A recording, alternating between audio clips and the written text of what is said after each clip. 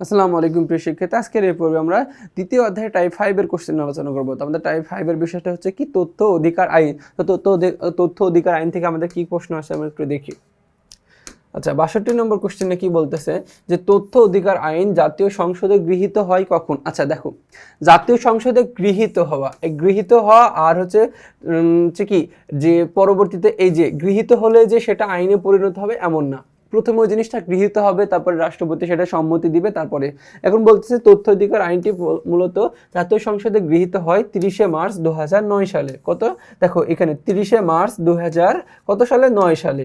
এরপরে 63 নম্বর বলতেছে যে তথ্য অধিকার আইনটি কখন রাষ্ট্রপতি সম্মতি লাভ করবে। দেখো প্রথমত এই যে 30শে মার্চ 2009 সালে কি করা হয়, এই তথ্য অধিকার আইনটি গৃহীত হয় সংসদে। তারপরে একটা জিনিস কোনো সময় কি যে সরাসরি আইনে পরিণত হয় না, প্রথমত সেটা জাতীয় সংসদে কি করতে হবে, গৃহীত করতে হবে।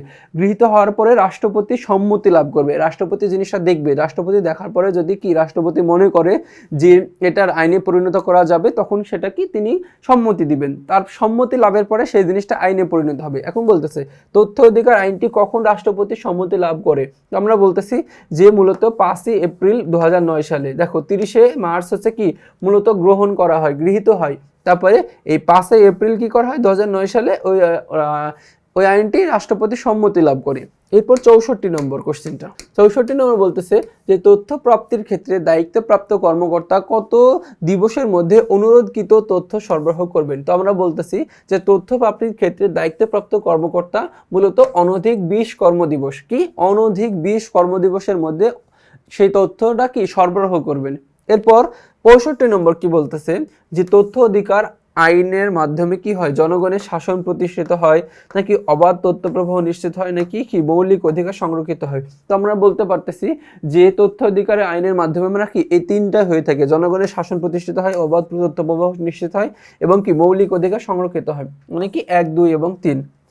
এরপর হচ্ছে আমাদের 66 নম্বর কোশ্চেন যে যেসব বিষয়ে তথ্য প্রকাশ করা বা প্রদান করা বাধ্যতামূলক নয়। কি বলতেছে যে যেসব বিষয়ে তথ্য প্রকাশ বা প্রদান করা বাধ্যতামূলক নয়। 1, জাতীয় সংসদে বিশেষ অনধিক হানির কারণ হতে পারে এমন তথ্য। অবশ্যই এটা কি আমরা কি করব না, যে বাধ্যতামূলক নয়। তারপরে কি যান্ত্রিক পাঠযোগ্য দলিলাদি এবং ভৌতিক গঠন ও বিশেষ বৈশিষ্ট্য নির্বিশেষে তথ্যবহুল। তো দেখো এটা যদি আমরা কি যে প্রকাশ বা প্রদান করি তাহলে কি কোনো ধরনের সমস্যা হবে না, আমরা জানি। তারপরে 3 নম্বর কি বলতেছে, কোনো বিদেশি সরকারের নিকট হতে প্রাপ্ত গোপনীয় তথ্য।